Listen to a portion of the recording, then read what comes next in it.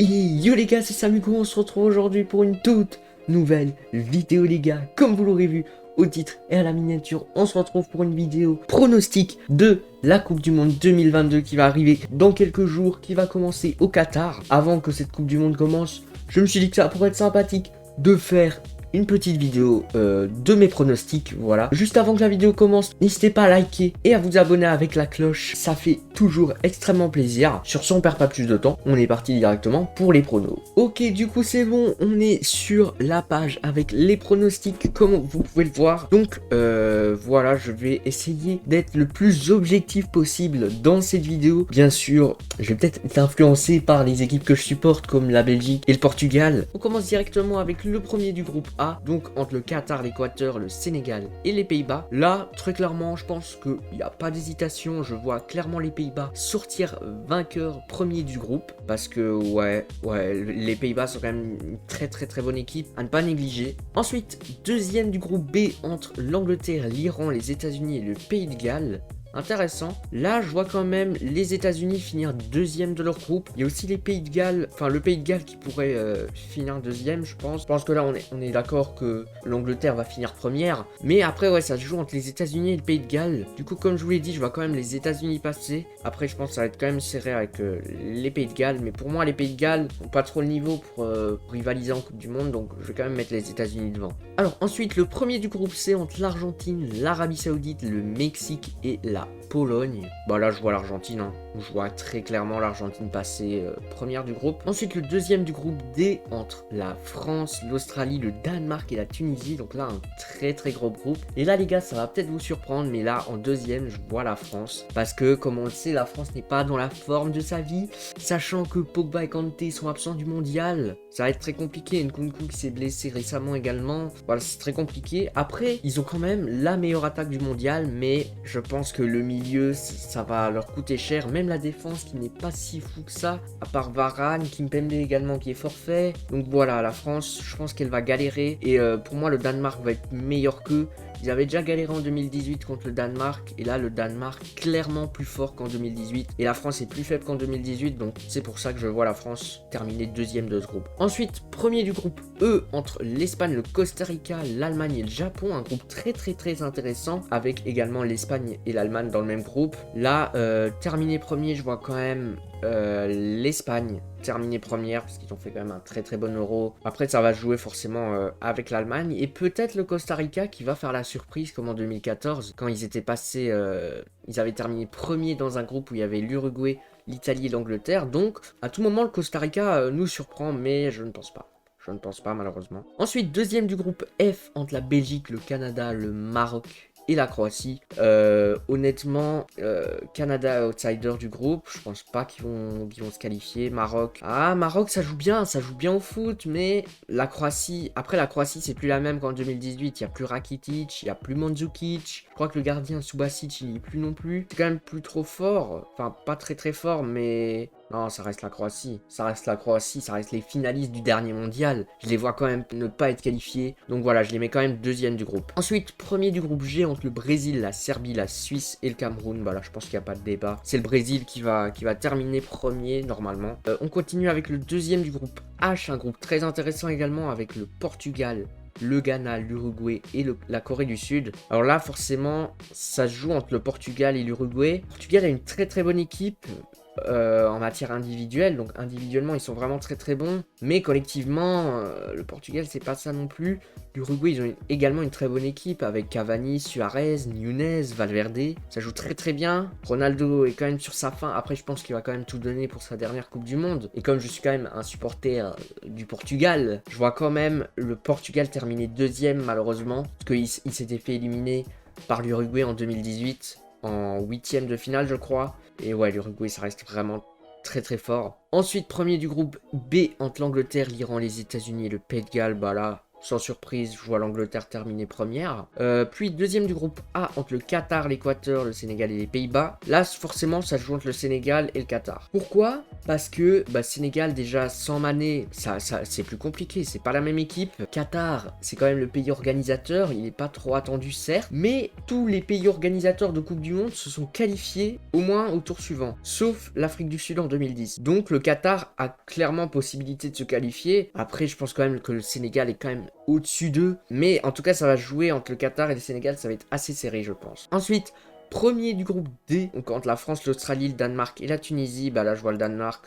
Danemark, vraiment une très très très bonne équipe qui est plus forte qu'en 2018. Et ouais, Danemark, faut vraiment pas sous-estimer. Ensuite, deuxième du groupe C, entre l'Argentine, l'Arabie Saoudite, le Mexique et la Pologne. Là, ça se joue clairement entre le Mexique et la Pologne. Pologne de Lewandowski. Après, à part Lewandowski et Szczęsny dans les goals, le reste, c'est miteux un petit peu.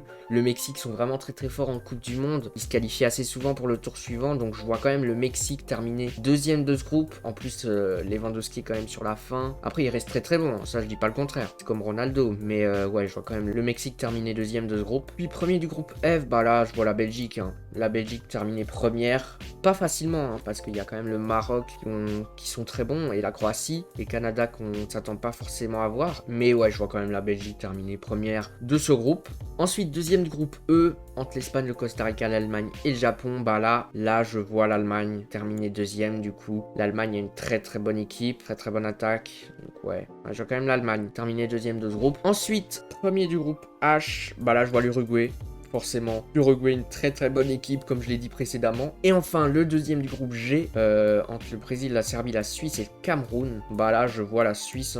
Je pense que la Suisse a très clairement les armes pour finir deuxième de ce groupe et se qualifier. Ils ont quand même éliminé la France l'an passé. Et puis ouais, la Suisse, c'est une nation qui se qualifie assez souvent quand même. Donc en vrai, je les vois bien se qualifier à cette Coupe du Monde aussi. Ce qui nous donne de très très beaux matchs de huitième de finale, puisqu'on a Pays-Bas, États-Unis, Argentine, France, Espagne, Croatie, Brésil, Portugal, Angleterre, Sénégal, Danemark, Mexique, Belgique, Allemagne et Uruguay, Suisse. Alors là, Pays-Bas, États-Unis, là je vois clairement une victoire des Pays-Bas face aux États-Unis. Pays-Bas, vraiment une équipe qui est sous-cotée, qui pour moi peut faire une très très grande Coupe du Monde. Donc ouais, je vois quand même les Pays-Bas passer face aux États-Unis. Ensuite, Argentine-France, le remake de 2018. Là, désolé mes amis français, mais là, je vois quand même l'Argentine passer face à la France dans un gros match quand même. Mais ouais, la France est moins forte, comme je l'ai dit, qu'en 2018. L'Argentine est plus forte qu'en 2018, défensivement et même au milieu de terrain. Et l'attaque, Di Maria, Dybala, Messi, c'est du très très haut niveau. Et ouais, la France, je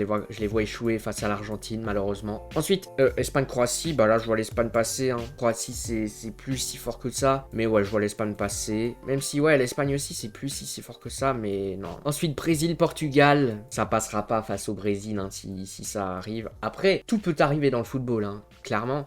Mais là, je vois clairement le Brésil passer face au Portugal. Donc voilà. Ensuite, Angleterre-Sénégal. Là, je vois l'Angleterre passer. Puis Danemark-Mexique. Très beau match également. Je vois quand même le Danemark passer, je pense. Parce que ouais, comme je l'ai dit, Danemark également une équipe sous-cotée qui peut être très très forte pendant ce mondial. Donc ouais, je vois le Danemark passer, forcément. Ensuite, Belgique-Allemagne. Belgique-Allemagne. Je suis belge, c'est quand même l'Allemagne en face. Et j'ai envie d'y croire pour la Belgique cette année. J'ai envie d'y croire parce que cette année, ils sont pas favoris. Et donc, ils auront moins de pression qu'en 2018. Après, on va pas se mentir, on est clairement moins fort qu'en 2018. Je sais pas. On va revenir après. Je vais faire Uruguay-Suisse. Là, forcément, je vois l'Uruguay passer. Uruguay aussi, qui est une très très bonne équipe, comme je l'ai dit. Et la Suisse, c'est pas assez fort, malheureusement, pour battre l'Uruguay. Ce qui nous donne... ouais, Belgique-Allemagne, du coup.